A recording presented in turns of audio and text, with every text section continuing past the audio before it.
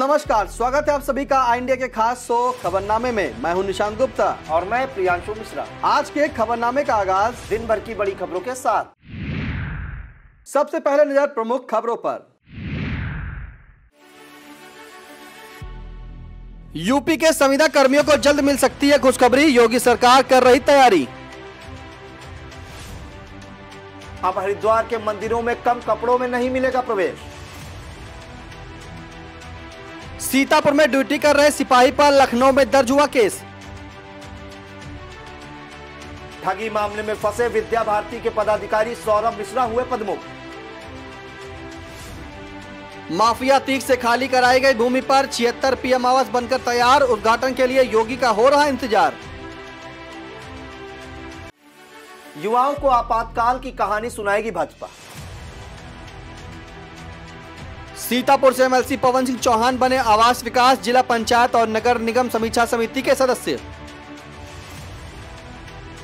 विश्व साइकिल दिवस पर लखीमपुर में निकाली गई साइकिल रैली। गड्ढे में फंस गई सरकार, चौंकिए नहीं, यह सच है। भाजपा सरकार के विकास का, जिससे अपने ही घर में दो चार होने वाले भाजपा सरकार के वित्त मंत्री सुरेश खन्ना हैं। अपने ही कार्यकाल में शाहजहांपुर को नगर पालिका से नगर निगम का दर्जा दिलवाने वाले वित्त मंत्री सुरेश खन्ना अपने घर शाहजहांपुर पहुंचे थे। इस दौरान जब वह शहर स्थित चौक कोतवाली क्षेत्र में पुराने जिला अस्पताल के सामने से गुजर रहे थे, तभी उनकी कार के पहले से खुद एक बड़े गड्ढे में फंस गई। गड्ढा इतना गहरा था कि चालक कार की सारी ताकत लगा देने के बावजूद गड्ढे की बाधा पार नहीं कर सका। इस पर वहां से गुजर रहे राहगीरों ने धक्का लगाकर वित्त मंत्री की कार को गड्ढे से निकाला। अपने ही निर्वाचन क्षेत्र में अपने लोगों के सामने विकास की पोल खुलने से वित्त मंत्री काफी नाराज दिखे। बताते चले कि शाहजहांपुर में इस समय तमाम विकास योजनाएं चल रही हैं। इन्हीं में से एक सीवर लाइन बिछाने का काम जो लंबे समय से अटक कर चल रहा है। इसी सीवर लाइन के लिए खोदे गए गड्ढे में वित्त मंत्री की कार फंस गई थी। यूपी के विभिन्न सरकारी विभागों में सर्विस प्रोवाइडर यानी आउटसोर्सिंग के माध्यम से काम कर रहे लाखों संविदा कर्मियों के लिए जल्द बड़ी खुशखबरी मिल सकती है। योगी सरकार उनके हितों को देखते हुए सेवा प्रदाता कंपनी के शोषण से निजात दिलाएगी। यही नहीं, सरकार न्यूनतम वेतन पर काम कर रहे इन संविदा कर्मियों के वेतन में सुधार करने के साथ नियमित नौकरियों में वरीयता देने पर भी गंभीरता से विचार विमर्श कर रही है। इसी के साथ सरकार यह भी पक्का करेगी कि बिना संबंधित सरकारी अफसर से सहमति लिए बिना किसी संविदा कर्मी की सेवा समाप्त न की जाए। मुख्यमंत्री योगी आदित्यनाथ ने इन व्यवस्थाओं को अमली जामा पहनाने के लिए विभागीय अफसरों को निर्देशित भी कर दिया है।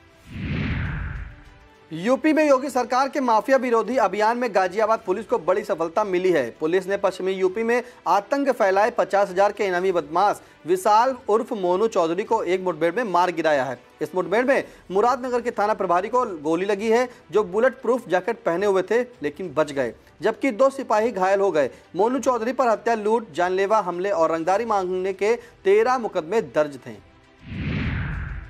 यूपी पावर कारपोरेशन प्रबंधन के एक नए फरमान से विभाग में कार्यरत अवर अभियंताओं सहित लाइनमैनों में हड़कंप मच गया है। मुख्य अभियंता वाणिज्य की तरफ से जारी किए गए इस नए आदेश में कहा गया है कि अगर बकायेदारी में अस्थायी रूप से काटा गया बिजली कनेक्शन जांच में जुड़ा पाया जाता है तो इसके खिलाफ आईपीसी की धाराओं में मुकदमा दर्ज कराया जाएगा और इसी के साथ विभागीय कार्रवाई भी की जाएगी। दरअसल इस विभागीय कार्रवाई को लेकर ही विवाद और चर्चा शुरू हो गई। उत्तराखंड स्थित प्रसिद्ध तीर्थ नगरी हरिद्वार के मंदिरों में छोटे कपड़े पहनकर जाने वालों को प्रवेश नहीं मिलेगा। यह निर्णय अखिल भारतीय अखाड़ा परिषद के अध्यक्ष और महानिर्वाणी अखाड़े के श्रीमंत रविंद्र पुरी ने लिया है। यह व्यवस्था तत्काल से लागू भी कर दी गई है। हरिद्वार में महानिर्वाणी अखाड़े के 3 बड़े मंदिर हैं। इनमें हरिद्वार का कनखल स्थित प्रसिद्ध दक्ष मंदिर, ऋषिकेश स्थित नीलकंठ मंदिर और देहरादून का टपकेश्वर मंदिर है। यह ड्रेस कोड इन मंदिरों में लागू कर दिया गया है। अब किसी भी युवक या युवती को इन मंदिरों में तभी भी प्रवेश दिया जाएगा जब उनके शरीर 80% तक कपड़ों से ढका हुआ होगा, यानी कि उनका शरीर जो है वो 80% तक कपड़े पहने होंगे।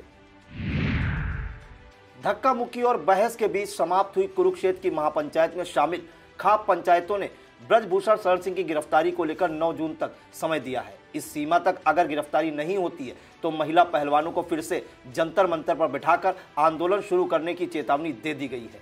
कुरुक्षेत्र की जाट धर्मशाला में आयोजित महापंचायत में यह ऐलान किसान नेता राकेश टिकैत ने किया है। उत्तर भारत की खाप पंचायतों में इस महापंचायत में विवाद तब शुरू हुआ जब महिला पहलवानों के मुद्दे के अलावा खापों को मजबूत किए जाने और अन्य मुद्दों पर भी विचार किए जाने की मांग उठाई गई। कई लोग इस पर राजी नहीं हुए, जिसके बाद आपस में ही बहस, तू मैं और धक्का मुक्की की नौबत आ गई, जिससे बमुश्किल संभाला गया। फर्जी दस्तावेज लगाकर सिपाही बने एक युवक के विरुद्ध गंभीर धाराओं में मुकदमा दर्ज किया गया है। पीलीभीत जिले का रहने वाला यह सिपाही संतोष कुमार मौजूदा समय सीतापुर जिले में तैनात है। पीलीभीत के भगवंतपुर निवासी संतोष कुमार ने पुलिस आरक्षी और पीएससी के पदों की सीधी भर्ती 2015 में आवेदन किया था। इस पर उसका चयन भी हो गया था। 22 अगस्त 2022 को भगवंतपुर के ही किशन लाल ने पुलिस भर्ती बोर्ड को एक शिकायती पत्र भेजकर संतोष कुमार के पास सभी प्रमाण पत्रों की 2-2 प्रति होने की बात कही थी। जांच में कागजों में हेरा फेरी का मामला सही पाया गया। इसके बाद भर्ती बोर्ड की ओर से अपर पुलिस अधीक्षक आलोक कुमार जायसवाल ने लखनऊ के हुसैनगंज थाने में संतोष कुमार के विरुद्ध केस दर्ज कराया है। अयोध्या के राम जन्मभूमि मामले में फैसला देने वाले इलाहाबाद हाईकोर्ट के पूर्व न्यायमूर्ति सुधीर अग्रवाल ने चौंकाने वाला खुलासा किया है। मेरठ में एक कॉलेज के कार्यक्रम में पहुंचे पूर्व न्यायमूर्ति सुधीर अग्रवाल ने कहा कि राम जन्मभूमि मामले में फैसला टालने का उन पर भी दबाव था। लोग चाहते थे मैं इस फैसले को टाल दूं, कोई यह फैसला नहीं करना चाहता था। मैं फैसला नहीं करता तो यह अभी 200 साल तक चलता रहता। पूर्व न्यायमूर्ति ने कहा कि इस मामले में जो भी दबाव थे उनका विवरण उन्होंने अपनी जीवनी में दे दिया है, जो 14 जुलाई को प्रकाशित होगी। बता दें कि न्यायमूर्ति सिबगतुल्लाह खान, न्यायमूर्ति सुधीर अग्रवाल और न्यायमूर्ति धर्मवीर शर्मा की पीठ ने 30 सितंबर 2010 को राम जन्मभूमि मामले में अपना फैसला सुनाया था। आरएसएस के सहयोगी संगठन विद्या भारती में क्षेत्रीय प्रचार प्रमुख की जिम्मेदारी संभाल रहे सौरभ मिश्रा को पदमुक्त कर दिया गया है। उन पर यह कार्रवाई करोड़ों रुपए की ठगी मामले के में फंसने के बाद की गई। सौरभ मिश्रा पर मुंबई के ठाणे स्थित कई उद्यमियों से धोखाधड़ी कर 13 करोड़ रुपए का ठगने का आरोप लगा है। इस मामले में मुकदमा दर्ज होने के बाद बुधवार को ठाणे पुलिस ने लखनऊ पहुंचकर सौरभ मिश्रा को उनके घर से ही गिरफ्तार कर लिया था।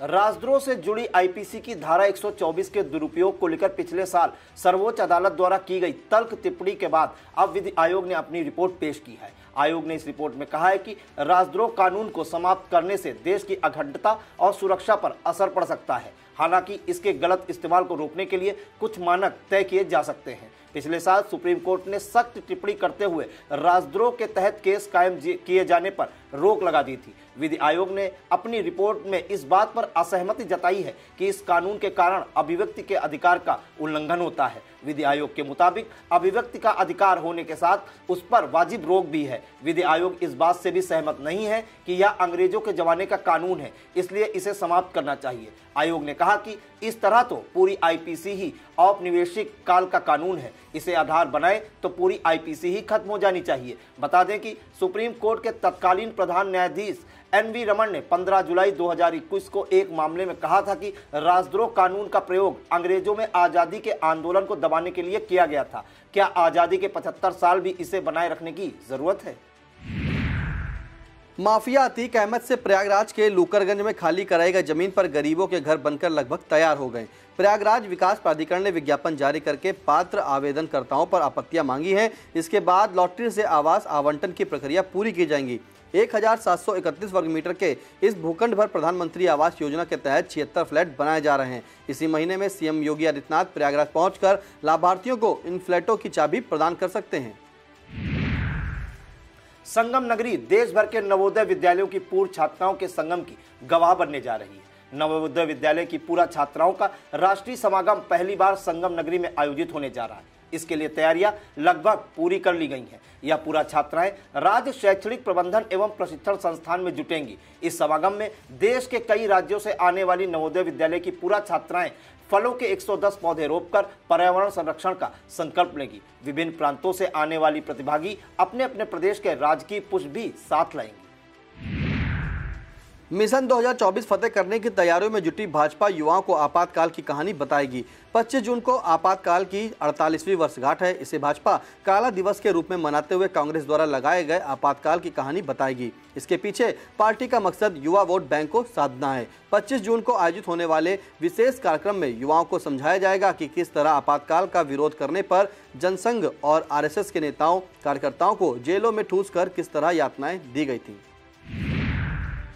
यूपी के प्राथमिक और उच्च प्राथमिक विद्यालयों में कार्यरत शिक्षकों का लंबे समय से चला आ रहा इंतजार खत्म हो गया। विभाग ने शिक्षकों के जिले के अंदर पारस्परिक तबादले का कार्यक्रम जारी कर दिया है। 6 जून से इसकी शुरुआत हो जाएगी। इसके लिए शिक्षकों को ऑनलाइन पंजीकरण कराना होगा।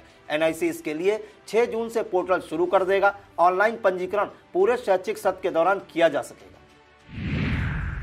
4 जून को गोरखपुर पहुंचकर सीएम योगी आदित्यनाथ पार्टी के कार्यक्रम टिफिन पर चर्चा में भाग लेंगे। इस दौरान सीएम भटहट सीएचसी पर पीडियाट्रिक आईसीयू का लोकार्पण और 5 सीएचसी पर paediatric intensive care unit Piku का शुभारंभ करेंगे। इस दौरान हिंदुस्तान उर्वरक एवं रसायन लिमिटेड के सीआर फंड से 5 सीएचसी पर बनाए गए अत्याधुनिक पीकू का भी लोकार्पण करेंगे।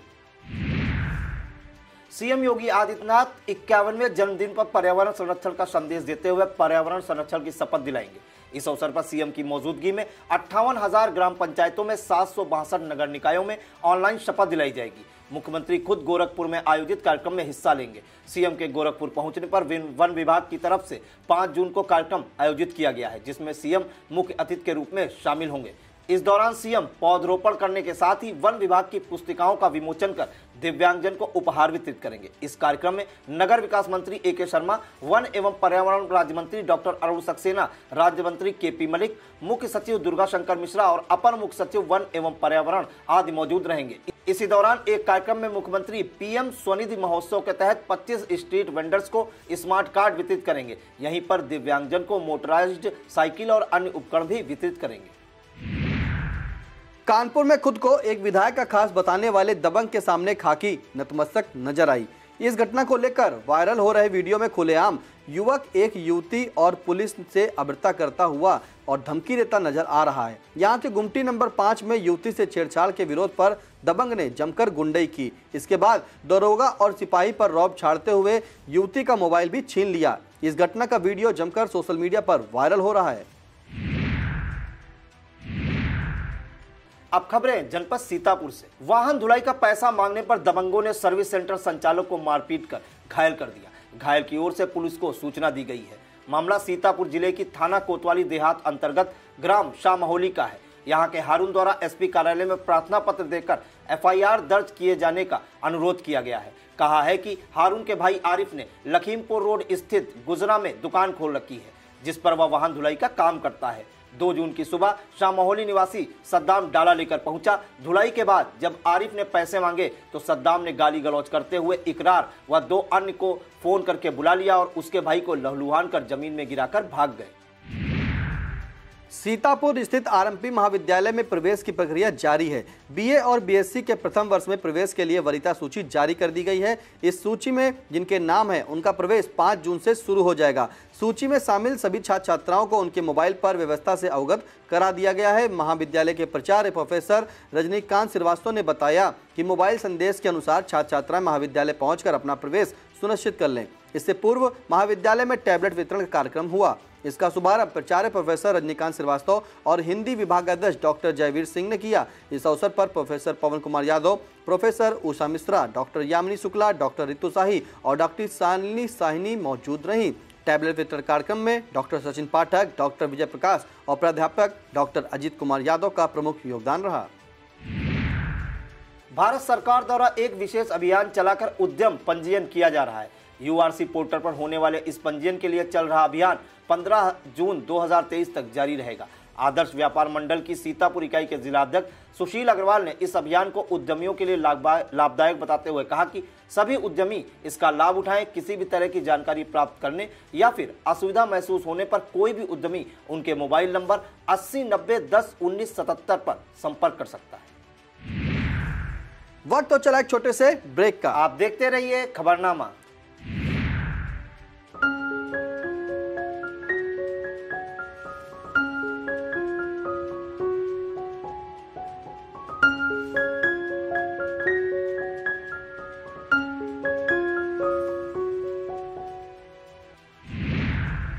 जन सामान की गुणवत्ता युक्त अंडे की उपलब्धता और कुटकुट विकास सुनिश्चित किए जाने को लेकर डीएम अनुज सिंह ने दिशा निर्देश जारी किए हैं। इसके अनुसार डीएम ने अंडों के परिवहन में विशेष सावधानी बरतने के लिए कहा है। बताया गया कि बंद वाहन में परिवहन करते समय अंडों से निकलने वाली नमी के कारण उनका प्राकृतिक सुरक्षा कवच नष्ट हो जाता है, जिससे अंडों में विभिन्न प्रकार के हानिकारक बैक्टीरिया और फंगस पैदा होने के चलते इन्फेक्शन का खतरा बन जाता है। डीएम ने सीवीओ, औषधि निरीक्षक, खाद्य सुरक्षा एवं औषधि प्रशासक आदि विभागों को इस संबंध में जारी शासनादेश का कड़ाई से पालन सुनिश्चित कराने के निर्देश दिए हैं।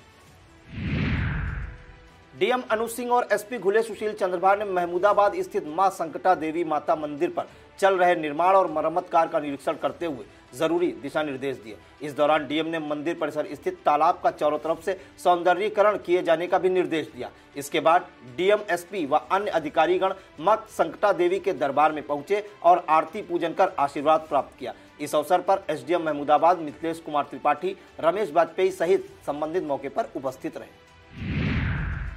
निर्धारित कार्यक्रम के अनुसार शनिवार को सीतापुर जिले की सभी 7 तहसीलों में संपूर्ण समाधान दिवस आयोजित किया गया। इस दौरान तहसील महमूदाबाद में आयोजित संपूर्ण समाधान दिवस की अध्यक्षता डीएम अनुज सिंह और एसपी घुले सुशील चंद्रभार ने की। इस दौरान विभिन्न समस्याओं को लेकर आए शिकायतकर्ताओं की शिकायतें सुनी गई और खतौनी से संबंधित 2 मामलों का निस्तारण भी कर दिया गया। इस अवसर पर एसपी ने पुलिस विभाग से संबंधित शिकायतों को सुनकर उनके प्रभावी निस्तारण के निर्देश दिए। इस दौरान DFO Brajmohan Shukla, CMO doctor Madhu Gairola, DDO Harishchandra Prajapati, SDM Mithilesh Kumar Tripathi और तहसीलदार सुखबीर सिंह सहित संबंधित अधिकारीगण मौजूद रहे। तहसील महमूदाबाद में संपूर्ण समाधान दिवस के अवसर पर कुल 126 शिकायतों में से 14 का निस्तारण मौके पर ही कर दिया गया। इसी प्रकार से तहसील सिधौली में प्राप्त 104 प्रार्थना पत्रों में से 10, तहसील सदर में प्राप्त 52 प्रार्थना पत्र में से 4, तहसील लहरपुर में प्राप्त 111 प्रार्थना पत्रों में से 6, तहसील मिश्रिक में प्राप्त 66 प्रार्थना पत्रों में से 5, तहसील महोली में प्राप्त 45 प्रार्थना पत्रों में से 4, तहसील बिस्वा में प्राप्त 77 प्रार्थना पत्रों में से 6 शिकायतों का निस्तारण मौके पर ही कर दिया गया। पुराना सीतापुर के शेख सराय में सभासद रामशरण के आवास पर निःशुल्क नेत्र शिविर का आयोजन किया गया। शिविर में सीतापुर अस्पताल के डॉक्टरों द्वारा 400 मरीजों की जांच कर 60 मरीजों को ऑपरेशन के लिए चिन्हित किया गया। इस अवसर पर मरीजों को निःशुल्क दवा अस्पताल द्वारा दी गई। कैंप आयोजन में अजहर गाजी, निर्मल राठौर, मसूद आलम और सादाब अंसारी आदि का योगदान रहा। सीतापुर से भाजपा एमएलसी पवन सिंह चौहान को विधान परिषद की आवास विकास, जिला पंचायत और नगर निगम समीक्षा समिति का सदस्य बनाया गया है। इस समिति में कुल 11 सदस्य हैं। इस समिति को विभिन्न निकायों में होने वाले विकास व अन्य कार्यों में पाई गई अनियमितताओं की जांच का अधिकार होता है। इस मनोनयन पर एमएलसी पवन सिंह चौहान ने खुशी जाहिर करते हुए विधान परिषद के सभापति का आभार जताया। एमएलसी ने कहा कि सभापति ने उन पर जो भरोसा किया है, पूरी निष्ठा के साथ कार्य करते हुए उस पर खरा उतरने का प्रयास करूंगा। मिस्री की ग्राम सभा बर्मी स्थित अमृत सरोवर, जिसे लेकर यहां के प्रधान आरती देवी को मुख्यमंत्री योगी आदित्यनाथ के हाथों से सम्मान मिला, अब उस पर बिजली कनेक्शन होने का रास्ता साफ हो गया। विद्युत विभाग के क्षेत्रीय उपखंड अधिकारी शैलेंद्र पांडे ने बताया कि बिजली कनेक्शन के लिए 3,24,000 रुपए का एस्टीमेट तैयार हो गया है। जल्द ही कनेक्शन हो जाएगा। बताते चले कि काफी भव्य बने इस अमृत सरोवर पर बिजली कनेक्शन न होने का मामला 2 जून को प्रभारी मंत्री मयंकेश्वर शरण सिंह के सामने उस समय उठा था, जब वह भाजपा सरकार के 9 साल पूरे होने पर मीडिया के सामने उपलब्धियां गिना रहे थे। इसी समय प्रभारी मंत्री ने बिजली अफसरों को कनेक्शन के लिए निर्देशित किया था। सीतापुर के जिला विकास अधिकारी हरिश्चंद्र प्रजापति को कसमंडा ब्लॉक के बीडीओ का अतिरिक्त प्रभार सौंपा गया था। उस समय समूचे विकास क्षेत्र के नागरिकों में खुशी की लहर दौड़ गई थी। सोचा गया था कि जब जिले के विकास का आला हकीम उनका बीडीओ होगा तो समूचे क्षेत्र में विकास की गंगा बहने से कौन रोक सकेगा। समय गवाह है, हुआ इसका उल्टा। लिहाजा नागरिकों के अरमानों पर पानी फिर गया है। जगह जगह पैसों का दुरुपयोग साफ नजर आता है। कसमंडा की ललवा, नेवराजपुर, अधना, सरौरा कला, भिठौली, सुल्तानपुर मारूफ और फूलपुर आदि ग्राम सभाओं में मनरेगा से लाखों रुपए खर्च कर अमृत वाटिका बनवाई गई थी। इन्हें हरा भरा दिखाने के लिए पेड़ पौधे लगवाए गए थे, लेकिन काम खत्म, पैसा हजम की तर्ज पर दोबारा किसी ने इनकी तरफ मुड़कर नहीं देखा। अनदेखी के चलते सभी अमृत वाटिका अपना वजूद खो चुकी हैं। अब बस कागजों में दर्ज होकर रह गई हैं, जबकि अभी भी इन अमृत वाटिका के रखरखाव पर पंचायत खाते से मोटी रकम खर्च की जा रही है। इस बाबत एपीओ मनरेगा चंद्र प्रकाश से फोन पर जानकारी लेने का प्रयास किया गया तो उन्होंने सवाल सुनते ही कहा, अभी मैं बिजी हूं, बाद में बात करें। गांव-गांव घूमकर नकली कार्बनिक खाद और कीटनाशक बेचे जाने की तमाम शिकायतें मिलने पर सीतापुर के जिला कृषि अधिकारी मंजीत कुमार ने इस संबंध में सूचना जारी की है। इसके अनुसार उन्होंने कहा है कि खरीद सीजन में मांग के अनुरूप जिले में पर्याप्त उर्वरक उपलब्ध हैं। किसान उर्वरक और कीटनाशक रसायन आदि निर्धारित दुकानों से ही खरीदें। उन्होंने किसानों से अपील की है कि अगर उनके यहाँ कोई गाँव में घूमकर कार्बनिक खाद और कीटनाशक आदि की बिक्री करता नजर आए तो वह उसकी सूचना उनके मोबाइल नंबर 9415142433 और 9838730345 पर दे सकता है। वन, पर्यावरण और जलवायु मंत्रालय द्वारा 5 जून को मनाए जाने वाले विश्व पर्यावरण दिवस के लिए युवाओं को जागरूक करने का कार्यक्रम किया जा रहा है। मेरी लाइफ के नाम से इस कार्यक्रम में एक मोबाइल ऐप लॉन्च किया गया है। सीतापुर जिला स्थित कृषि विज्ञान केंद्र कटिया के मृदा वैज्ञानिक और इस कार्यक्रम के समन्वयक सचिन प्रताप तोमर ने मेरी लाइफ ऐप बारे में बताया। इसका उद्देश्य जीवन में सरल कार्यों के प्रभाव पर जोर देकर पर्यावरण को बचाने में युवा शक्ति का प्रदर्शन करना है। केंद्र अध्यक्ष और वरिष्ठ वैज्ञानिक डॉक्टर दयाशंकर श्रीवास्तव और प्रसार वैज्ञानिक शैलेंद्र सिंह ने बताया कि यह उपयोगकर्ताओं को ऊर्जा बचाओ, जल बचाओ, एकल उपयोग प्लास्टिक को कम करो, सतत खाद्य प्रणाली को अपनाओ और स्वस्थ जीवन शैली को अपनाओ जैसी 5 थीम अपनाने के लिए प्रोत्साहित करता है। सीतापुर के कुतुबनगर स्थित विद्या निकेतन संस्थान हुसैनपुर में मौहली विधायक शशांक त्रिवेदी ने छात्र छात्राओं को टेबलेट वितरित किए। इस दौरान डी फार्मा अंतिम वर्ष के 51 छात्र छात्राओं को टेबलेट प्रदान किए गए। कार्यक्रम के प्रारंभ में 2 मिनट का मौन रखकर ओडिशा रेल हादसे में दिवंगत आत्माओं को श्रद्धांजलि दी गई। मौहली विधायक ने कहा कि योगी सरकार अपने सभी वादे पूरे कर रही है। सरकार छात्र छात्राओं के भविष्य को लेकर सजग है। संस्थान प्रबंधक दीपिका और डायरेक्टर ओम प्रकाश ने भी कार्यक्रम को संबोधित किया। शैलेश मौर्य इस दौरान एसओ फूलचंद सरोज, मुकेश मिश्रा, शिक्षक शैलेश मौर्य, लवकुश, आशीष, संगीता, गिरजाकांत, सीमा, ब्यूटी शुक्ला, मोनी सैनी, प्रभात वर्मा आदि लोग मौजूद रहे। विश्व हिंदू परिषद बजरंग दल के कई कार्यकर्ताओं ने सिधौली के तहसील चौराहे पर दिल्ली की साक्षी के हत्यारे साहिल खान का पुतला फूका। बजरंग दल नगर संयोजक अतुल तिवारी का कहना है, अगर वहां का प्रशासन न्याय देने में सक्षम नहीं है तो बजरंग दल को कुछ समय के लिए साहिल को दे देना चाहिए ताकि बजरंग दल कुछ ही देर में अपने हिसाब से न्याय कर सके। इस मौके पर अभिषेक कश्यप, विजय राजपूत, विजय प्रताप सिंह, सुचित शुक्ला, सूरज गुप्ता, उदय वाल्मीकि, रवि गुप्ता, जीतू कश्यप, आदित्य, निशान वाल्मीकि, अमित शुक्ला, मोहित श्रीवास्तव आदि मौजूद रहे। सीतापुर स्थित राजा टोडरमल स्मारक समिति के राजस्व सुरक्षा सेवा दल की बैठक आयोजित की गई। इसकी अध्यक्षता शिवनाथ मिश्रा ने की। इस दौरान राजा टोडरमल की प्रतिमा पर खत्री सभा के प्रदेश अध्यक्ष संजय महेंद्र व संरक्षक राजकुमार टंडन ने माल्यार्पण किया। प्रदेश अध्यक्ष ने कहा कि राजा टोडरमल राजस्व के जनक कहे जाते हैं। उन्होंने भू पैमाइश में अपनी महती भूमिका निभाई थी। संस्थापक अध्यक्ष संजय पुरी ने कहा, राजा टोडरमल पार्क जिसका कोई जिम्मेदार अधिकारी देखने वाला नहीं है। पार्क के अंदर एक खाली लाइब्रेरी बंद पड़ी हुई है। इस मौके पर संतोष कुमार राव, राम कुमार मिश्रा, अंकित जायसवाल, अशोक शर्मा, मुजीब सीतापुरी, जितेंद्र कुमार आदि मौजूद रहे। ग्रामोदय परिवार संस्थान की ओर से ज्येष्ठ माह के अंतिम शनिवार को सीतापुर के घंटाघर स्थित छोटे हनुमान मंदिर पर भंडारे का आयोजन किया गया। भंडारे में भाजपा जिलाध्यक्ष अचिन मेहरोत्रा, भंवर सिंह, जिला पंचायत सदस्य दीपक शुक्ला आदि ने प्रसाद ग्रहण किया। संस्थान के सदस्य साहिल ठाकुर ने बताया कि विगत 9 वर्षों से भंडारे का आयोजन किया जा रहा है और आगे भी ज्येष्ठ माह के अंतिम शनिवार को भंडारा आयोजित किया जाता रहेगा। भंडारे में विजय सिंह चौहान, साहिल ठाकुर, अभ्युदय सिंह, अरुण मिश्रा, मनोज सिंह, नागेश मणि, मुन्ना चौहान, दिनेश पांडे आदि ने श्रद्धालुओं को प्रसाद वितरित किया। अब खबरें पड़ोसी जनपद लखीमपुर खीरी से। जंगलों में जानवरों की संख्या बढ़ने के साथ ही उनके आबादी क्षेत्र में इंसानों पर हमला करने की घटनाएं भी लगातार बढ़ती जा रही हैं। ताजा घटना लखीमपुर जिला स्थित संपूर्णा नगर क्षेत्र की है, जहां पर क्षेत्र में काम कर रहे एक मजदूर को जंगल से निकलकर आए तेंदुए ने हमला कर घायल कर दिया। घायल को पलिया सीएचसी में भर्ती कराया गया है। यहाँ के कोठिया गोदिया निवासी जगदीश सिंह पंजाब घाट स्थित गन्ने के खेत में पानी लगा रहा था। इसी बीच दुधवा टाइगर रिजर्व से बाहर निकलकर आबादी में घूम रहे तेंदुए ने उस पर हमला कर दिया। आसपास मौजूद ग्रामीणों द्वारा शोर मचाने पर तेंदुआ भागकर गन्ने के खेत में जाकर छिप गया। घटना की सूचना वन अधिकारियों को दे दी गई है। लखीमपुर खीरी में भारी मात्रा में सरकारी राशन की बरामदगी, खाद्यान्न वितरण में फुल प्रूफ प्रबंध होने का दावा करने वाले खाद्य एवं आपूर्ति विभाग की पोल खोल रही है। यह प्रकरण बताता है कि किस तरह विभाग डाल तो कोटेदार पात चल रहे हैं। यह मामला लखीमपुर सदर स्थित ग्राम पंचायत कोढ़ैया का है। यहाँ राहुल गुप्ता के मकान से 126 बोरी सरकारी राशन बरामद किया गया है। शिकायत पर पूर्ति विभाग और पुलिस ने संयुक्त रूप से छापेमारी की थी। इस दौरान राहुल गुप्ता को हिरासत में ले लिया गया है और मौके से पिकअप वाहन यूपी 31T 7001 समेत 126 बोरी राशन को टीम ने कब्जे में ले लिया है। लखीमपुर खीरी में तहसील धौरारा का संपूर्ण संविधान दिवस डीएम महेंद्र बहादुर सिंह की अध्यक्षता और स्थानीय विधायक विनोद शंकर अवस्थी की मौजूदगी में आयोजित किया गया। इस दौरान कुल 78 शिकायती पत्र प्राप्त हुए, जिनमें से 12 का निस्तारण कर दिया गया। शेष को अग्रिम कार्रवाई के लिए संबंधित अधिकारियों को भेज दिया गया है। इस दौरान CDO Anil Kumar Singh, ACMO doctor Anil Gupta, ASP Nepal Singh, PD के Pandey, DDO Arvind Kumar, SDM Anurag Singh, CO तहसीलदार व अन्य जिला स्तरीय अधिकारी मौजूद रहे।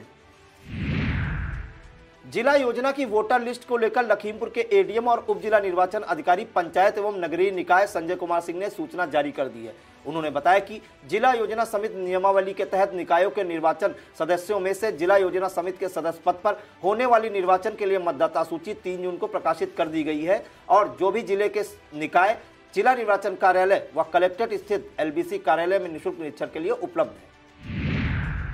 लखीमपुर जिला मुख्यालय पर विश्व साइकिल दिवस के अवसर पर एक साइकिल रैली का आयोजन किया गया। यह रैली सीएमओ ऑफिस परिसर से शुरू होकर अस्पताल रोड और शहर के प्रमुख मार्गों से होते हुए वापस सीएमओ ऑफिस पहुंचकर समाप्त हुई। ACMO doctor Ashwani Kumar, doctor Anil Kumar Gupta और डॉक्टर वीसी पंत ने सामूहिक रूप से हरी झंडी दिखाकर रैली का शुभारंभ किया और समापन अवसर पर रैली को संबोधित किया। इस दौरान डॉक्टर राकेश गुप्ता, डीपीएम अनिल यादव, विजय वर्मा, डॉक्टर अरविंद शर्मा, काउंसलर देवनंदन श्रीवास्तव, नीरज कुमार, सचिन मिश्रा आदि मौजूद रहे।